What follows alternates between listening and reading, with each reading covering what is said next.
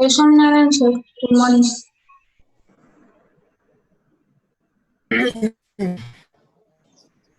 Very good morning.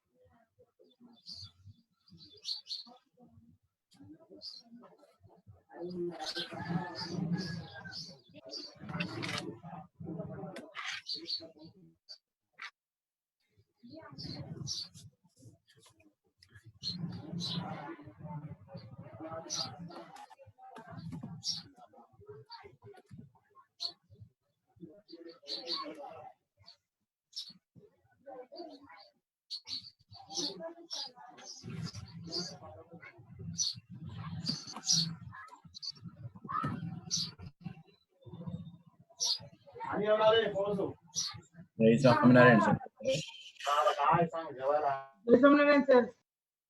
తీసుకున్నాను. Good morning, sir. Jai Swaminarayan. Good morning, Good morning, sir. Jai Swaminarayan, sir. Sanjay sir, ఒక 2 minutes. Good morning, sir. Jai Swaminarayan. Sanjay sir, 2 minutes. Jai Swaminarayan, sir. Very good morning, sir. Jai Swaminarayan, good morning. ఒక 3 minutes తీసుకుంటాను students కి. Okay, sir. Okay, sir. Please carry on, sir. Jai Swaminarayan to all the students who are in the conference. Jai Swaminarayan. Jai Swaminarayan, sir. Jai Swaminarayan, sir. Okay. Keep your phone in mute. So, Jai Swaminarayan to all the students who are in social session. Clear instructions to all of you is like August 31st onwards, you are going to write the periodic assessment examination. Yesterday, we received a circular stated that FA1, FA2, FA3, FA4, along with the PE marks, has to be posted on or before September 13th. So already instructions was given from the CBSE board. Because you are writing the examination for 80 marks and remaining 20 marks, it has to be given by the central board only. Okay. So for this reason, we have to post all your marks to the CBSE board. So my request to all the students is, my advice to all the students is not to miss any one examination. It is very, very important examination, which you are going to write the examination from 31st of August onwards. And one more important point is the examination will be in the what means descriptive pattern and objective pattern. You are writing the examination descriptive, not like FA1, FA2, FA3, FA4 you had written in objective. Now no chance at all. Completely you are writing the examination in descriptive part as well as objective part both. So to all the students, on 25th of this month, we are going to train up you how to write the descriptive examination. And whichever the IDs has been given for you to write the examination, now it is changing. So you are all writing the examination in our Gurukul app only. Gurukul app, separately Gurukul app, which is monitored by Rishi Swami, Krishna Vallabh Swamiji and Krishna Charan Swamiji. All these three people are designing the new app. So you are all writing the examination with means descriptive part as well as objective part. How you will be writing offline examination, same system only. There is no change. So my dear students, this examination is very crucial and very important. Don't miss any examination. But here there is an option to you. There is one important instructions to you. Like the fees, like for example, fees also, like 60% fees has been finalized because almost 40% has removed 60%. Within the 60%, each and every student has to pay 50% of the fee. 50% of the fee. And there is no permission to the principal or branch head Bhaveshwar or our what is his name Rajesh. No one will be monitor. Completely, these all will be doing by the central office only. You will be getting the permission. If you get permission, then only you are writing the examination. Okay. And one more important point is we are supposed to send all your details to the CBSE board on or before on or before 29th of August also. Already you got your IDs also, which one registered numbers you got. But again, we are supposed to submit all your details to the CBSE board so that the CBSE board will take at least 4 to 5 months well in advance. Then only they'll give you allotment of hall ticket number for the examinations. So keep all these points in mind. My dear students, don't miss out any examination. If do you have any problems also, like related to fees, all these things, no permission will be given to a branch head or a principal, nothing. Directly from the central office only they will monitor. And one more important point is today, Brahma Vidya session is there. I want all the students to join for the Brahma Vidya session. Either it is Onish Vandan or Kritik Teja or Akshay Sridhanga. These students are regular. I want all the students should be present to the Brahma Vidya session with Tilak and Tikka, with the puja dress also, if there is any possibility. Minimum with Tilak and Tikka. Okay. And Sanjay sir, ఎవరైతే వీళ్ళు రారో బ్రహ్మ విద్యా session కి రారో వాళ్ళని Monday classes కి అలో చేయొద్దు. As per the instructions of Swamiji, Sukh Vallabh Swamiji, no permission will be accessed to the students to attend the online session on Monday and Tuesday and Wednesday, 3 days. So ఇప్పుడు మీకు class కి ఎంతమంది వచ్చారు? How many are there here? Around 38 are there. Okay. So these 38 students has to, okay, 38 means instead of myself and Sanjay sir also was there in the skin. So 36 were there. All these 36 students should report to the Brahma Vidya session. If any student fail to attend Brahma Vidya session, only we are conducting only 1 day in a week. So what is the problem for you? You all should attend. Again, we won't call, we won't give information. In class only, I am giving you information by taking time from Sanjay sir. Okay. So all of you should attend. Otherwise, no permission to you to attend the classes on Monday. And one more important point is, like tomorrow no classes, tomorrow holiday on account of Ganesh festival, no classes to you. Since tomorrow and day after tomorrow, no classes. And one more important point is this essay writing competition was given to you. Already yesterday night, Rajesh sir has taken the conference to all of you, how to upload it. You have to do on your own. That's it. Okay. Thank you, Sanjay sir, for giving your time, for giving this time. Thank you. Sir, very much. sir, Yes. PA1 exam, how many marks, sir? 80 marks or 40 marks, sir? 80 marks only, beta. 80 marks only. That is why you are going to write descriptive exam this time. Finish descriptive part. No question of what objective part. Objective part also will be there, but you are writing most of the questions in descriptive only. That's it. Sir, okay. Sir, syllabus? Syllabus will be from June month onwards, whatever the micro schedule we followed. June month. I sent the slides also to you. I shared the slides also to you. June month to August month, how much? Term 1 examination it is. Complete term 1 examination. Till August 30th, whichever the syllabus is there, till this month 28th or 29th, whichever the syllabus is there, the complete syllabus. We will post again. Ramotar Banga, no need to worry. We will send all the details to you. Okay. Thank you, Okay, sir. Sanjay sir. Thank you, Sanjay sir. Welcome, sir. Welcome, sir. Welcome, sir. Most welcome, sir. Yeah. Jai Swaminarayan, guys. It's a warm morning to you, everyone. Outside it's raining. Fine. Jai Swaminarayan sir, good morning.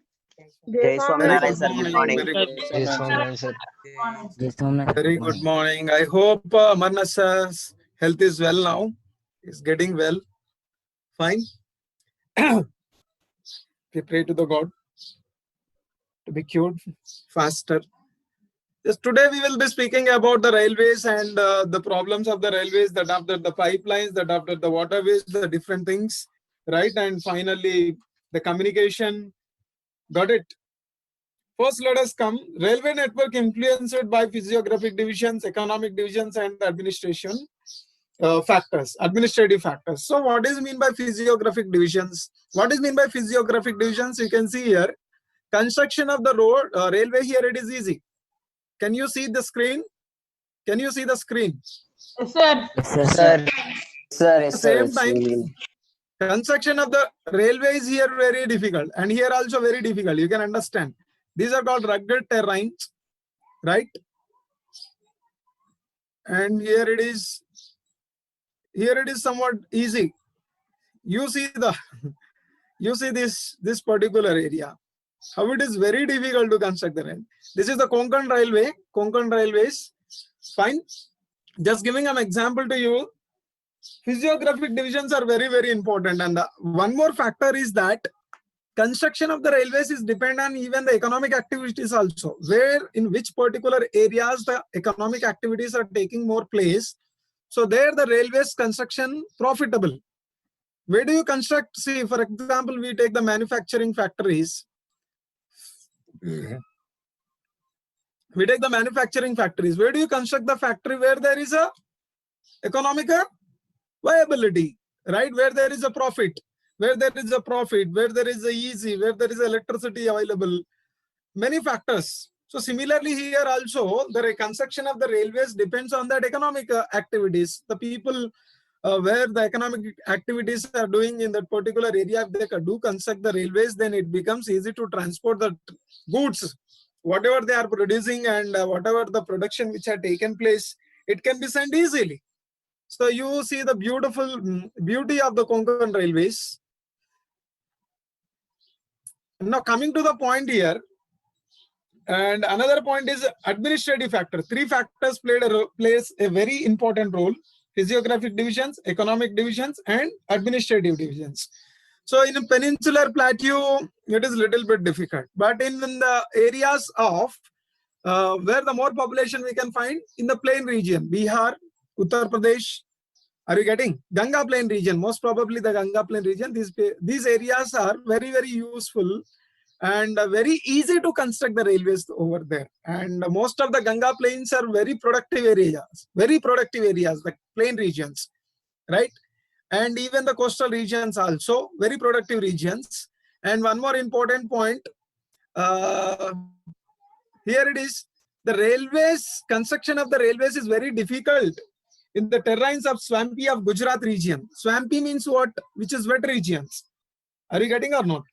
And forest regions of like Madhya Pradesh, Chhattisgarh, Odisha, Jharkhand, these regions, right? And in some areas, it's very difficult to construct. But even though there are some, what we can say is that passes. What is mean by passes here? For example, it is a mountain. The valley will be there. No, so this is what called pass.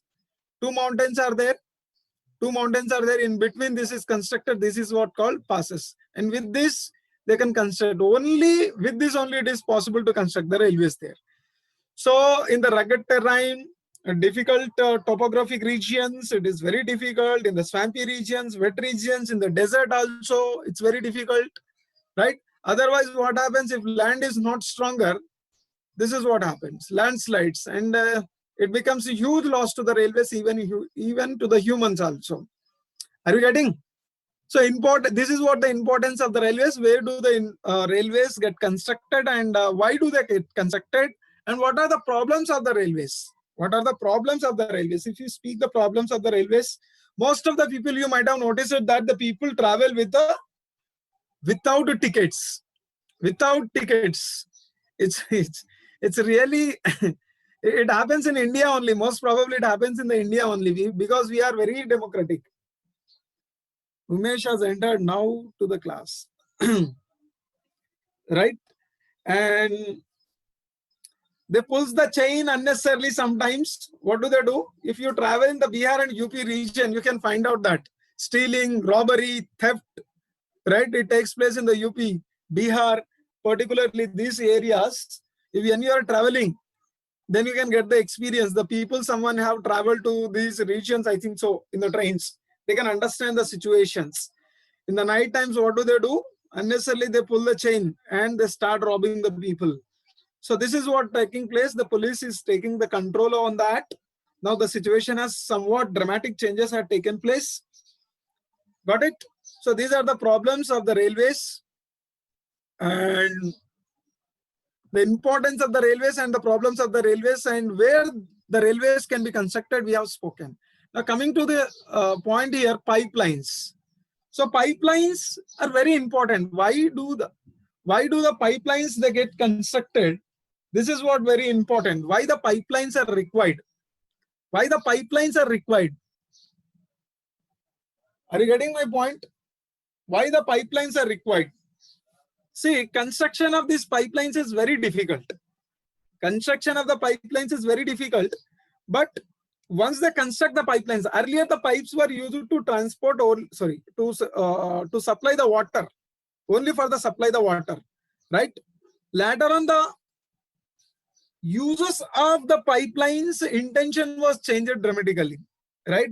They started using for the petroleum products, natural gas fields to refineries, right? And fertilizer solids, and these solids can be converted into slurry. Then what is mean by slurry? The meaning of slurry. Iron ore. What is mean by slurry? Slurry means what? It can be turned into the liquid form. It can be turned into the liquid form, right? It can be turned into the liquid form, and it will be moved with the help of the pipelines. But the construction of the pipeline is very expensive. But after the construction, the maintenance of the pipelines is very easy, right? So maintenance of the pipelines is very easy. The people who wants to become an IAS officer, this is what very important question for you people. So keep in mind that most probably many times this question had asked in the examinations, so UPSC civil services examinations. So majorly we have 6. So most probably we have 6 pipelines, but we can consider only 3 major pipelines, and the rest of the pipelines are connected with each other, right? So majorly 3 pipelines are there. Those are from oil fields in Assam to Upper Assam to Kanpur in UP. Kanpur in UP. There you can notice this. Uttar Pradesh. Upper Assam to Kanpur in UP.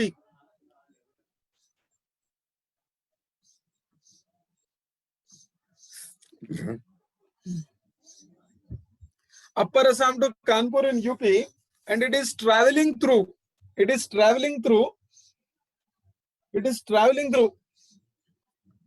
from where? Guwahati, Barauni and Allahabad. And it has some branches like Barauni to Haldia via Rajband to Maurigram, and Guwahati to Siliguri.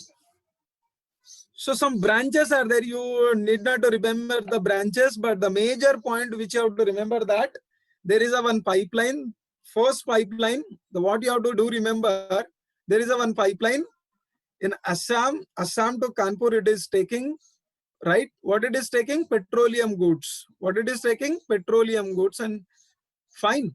So it is taking to the Kanpur in the UP.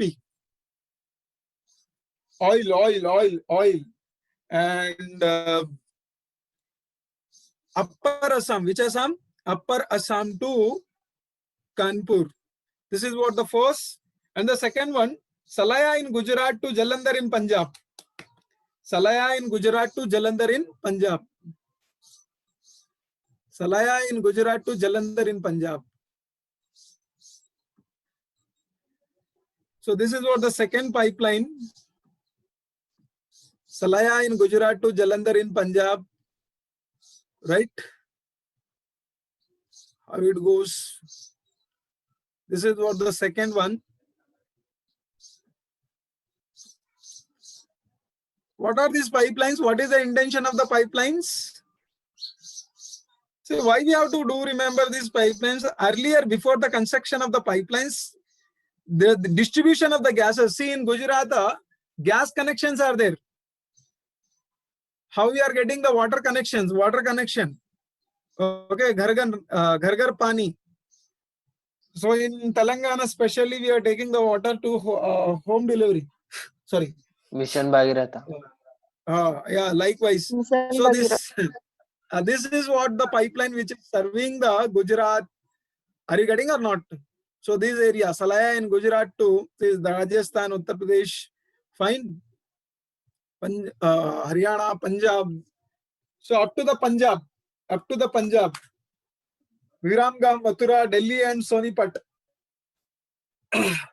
Even it is also having some branches. Branches are not that much important. There is a less chance to ask in the examination. And one more important point is here.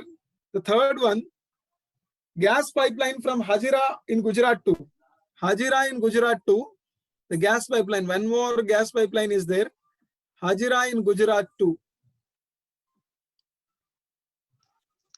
Jagadishpur, Uttar Pradesh. Hazira in Gujarat to Jagdishpur in Uttar Pradesh. Uttar Pradesh.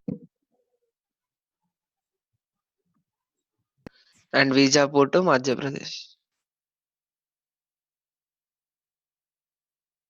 One second, I'll show the picture to you.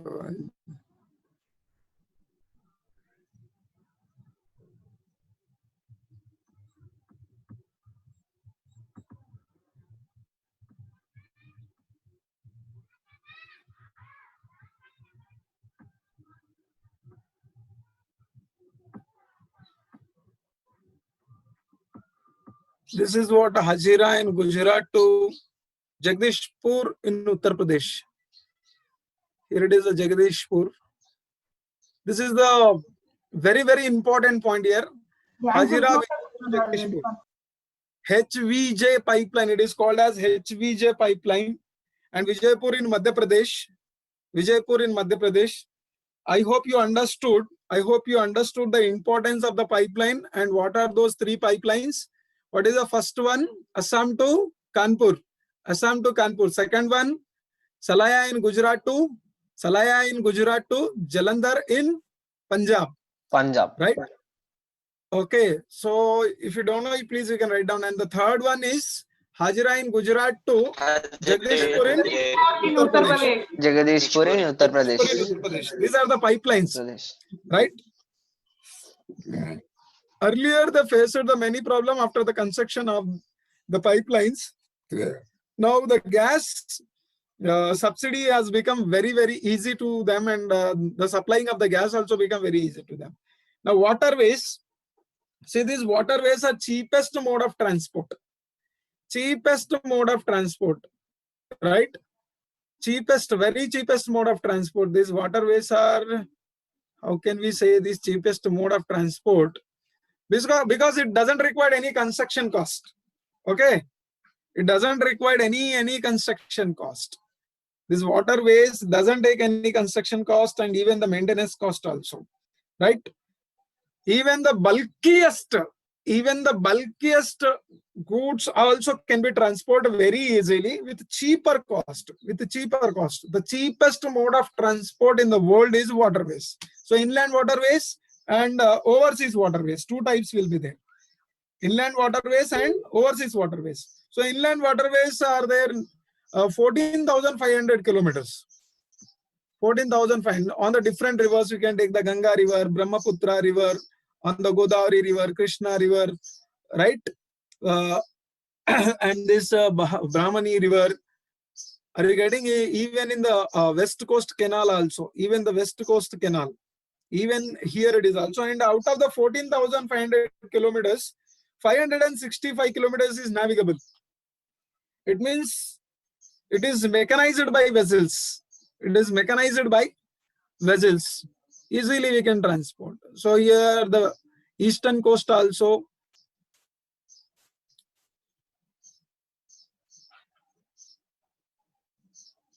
Now we will have a look on that. National waterways. The first national waterway number 1. So very less chance to ask this national waterways also. They most probably ask the ports.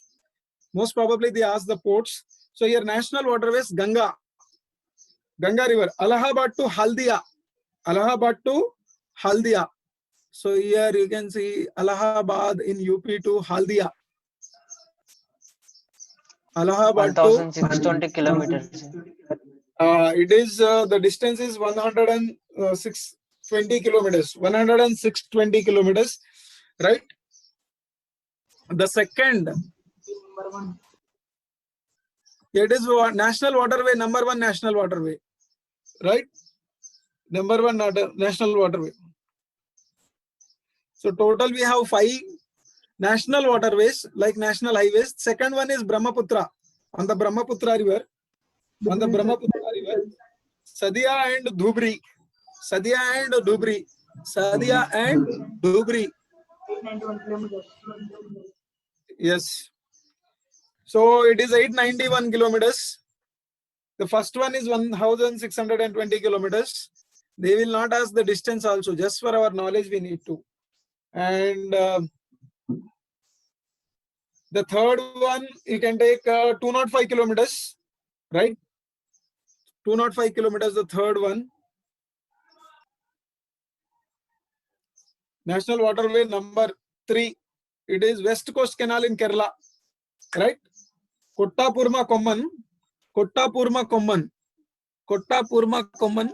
It is Kerala in the West Coast Canal, right? Udyoga Mandal and Champakkara canals. On the 3 canals it is constructed. Udyoga Mandal Canal, Champakkara Canal, right? And Kottapurma Canal. Udyoga Mandal Canal, Champakkara Canal, and the Kottapurma Canal. Kottapurma Komman Canal. So it is, these are the 3 canals are there. On the 3 canals it is constructed. I hope you understood. First one on the Ganga River, second one on the Brahmaputra, third one on the West Coast canals. West Coast canals, 3 canals are there. On the 3 canals it is constructed, right? Sir, which river, sir? Canals, these are not rivers. Canals, small canals, not the rivers. Got it? And the fourth one, Godavari and Krishna, along with Kakinada and Puducherry. Godavari and Krishna, you can see Godavari and Krishna rivers, along with the Kakinada Canal.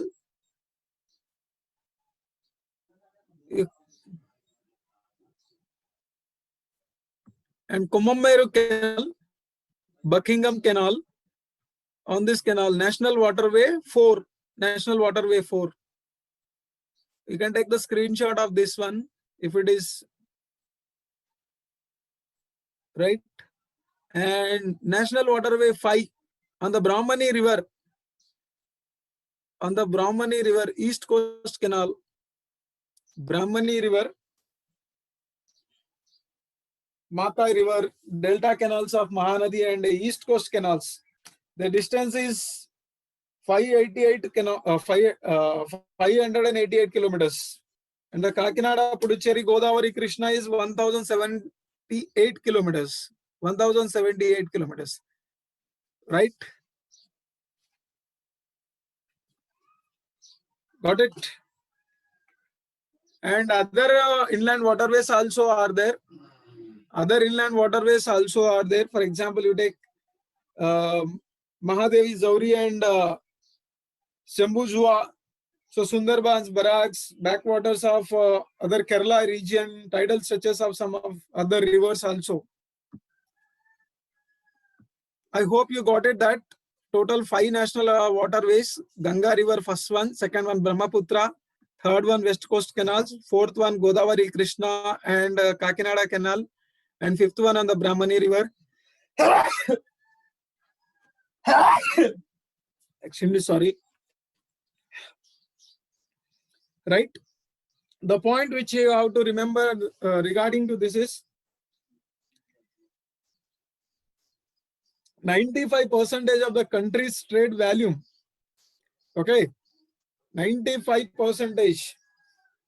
Apart from the inland waterways, there are overseas waterways also are there. Apart from the inland waterways, inland waterways, apart from the Indian waterways,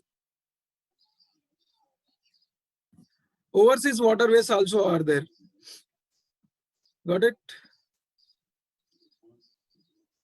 So here, yeah, we can go to this.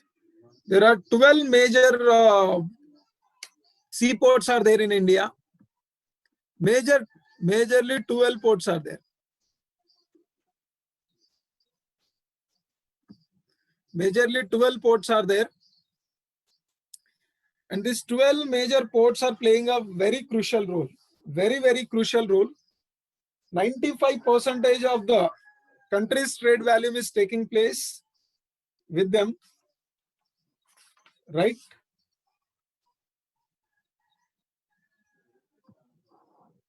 Kandla Port, Mumbai Port, Marmagaon Port, Mangaluru Port, Kochi Port, Tuticorin, Chennai, right? And this is Ennore, newly constructed, Visakhapatnam, Paradeep, Kolkata. We'll be discussing about each port in a brief way.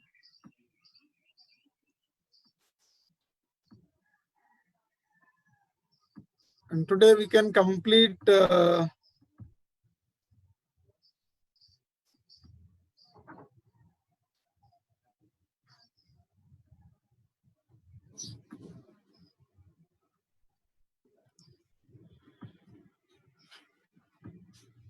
sorry.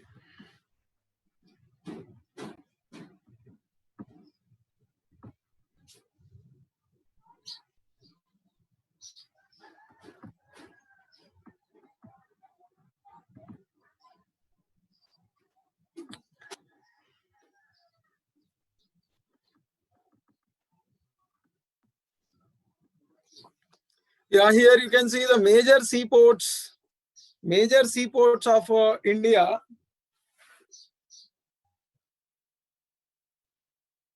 Major seaports of India.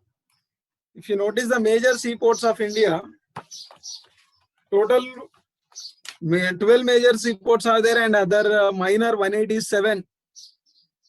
Right? We will be having 7,516 kilometers of the coastline. In this coastline,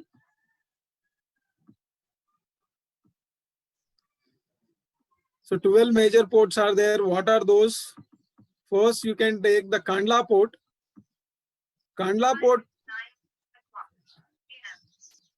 You are getting my voice? Is it audible to you? Yes, sir. It is clearly audible, sir.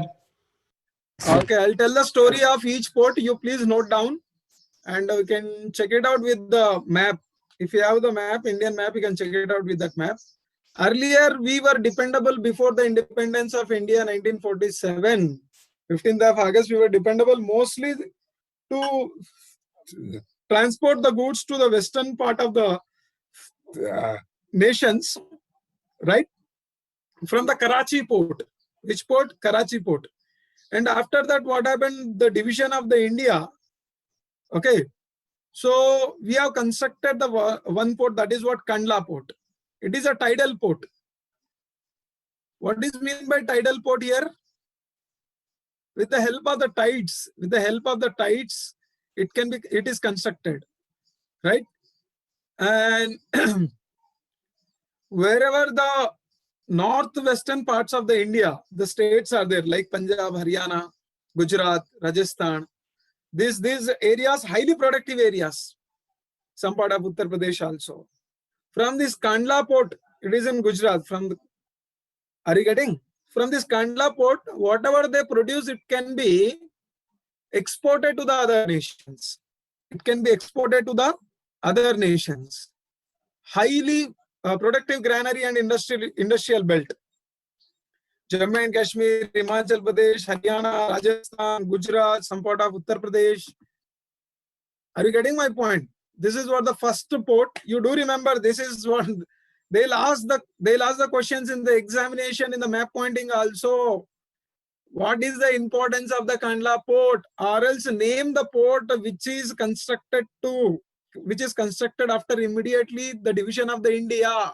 It is a Kandla port. So there is a chance to ask the question in this way. The way of asking the question in the CBSE will be different. If you have any material, you can check it out in the study material also. How do they ask the question, right? And here it is. Mumbai is the biggest port, which is having very spacious. Very space. Mumbai is the biggest port and which is having a well-sheltered harbor. What is mean by well-sheltered harbor? What is mean by harbor here? What is mean by harbor? Landform. Sir, where the foreign goods are imported. Sir, where ships arrive, sir? Goods Very arrive. good. Congratulations. The third guy is correct. This is, see here, what we can say, what is bus stand? Where the bus can take the shelter. Are you getting or not? Similarly, the harbor is a place where these big ships, right, takes the shelter. And repairing centers also. Have you understood? And the third one is Jawaharlal Nehru Port was planned with a view. First one is Kandla Port, second one is Mumbai. And on the Mumbai post also, what happened? Traffic is increased. Too much traffic increased. Then what happened? Old bus stand, new bus stand will be there. No, likewise, in the, so two ports are there. One is in the Mumbai, second one is Jawaharlal Nehru Port. Jawaharlal Nehru Port. Are you getting or not? And see here, name the port which is constructed. Name the port which is constructed to decrease the traffic on the Mumbai port. That is Jawaharlal Nehru Port. Have you understood? So these three ports which we have spoken about, the three ports, and the rest of the things, about the rest of the things will be continue in the tomorrow session, and we can, tomorrow we don't have class, no? Tomorrow we don't have class. Okay, right. Yeah, right. So on the Monday session, we can conclude this. I hope you understood the importance of all these things. Thank you very much. Jai Swaminarayan. If you have any doubts, you can ask me. Shall I end the session? Automatically, it can be end. Less than 1 minute we are running. Sanjay sir. Yes, sir. Excuse me. I want to say with the children, sir.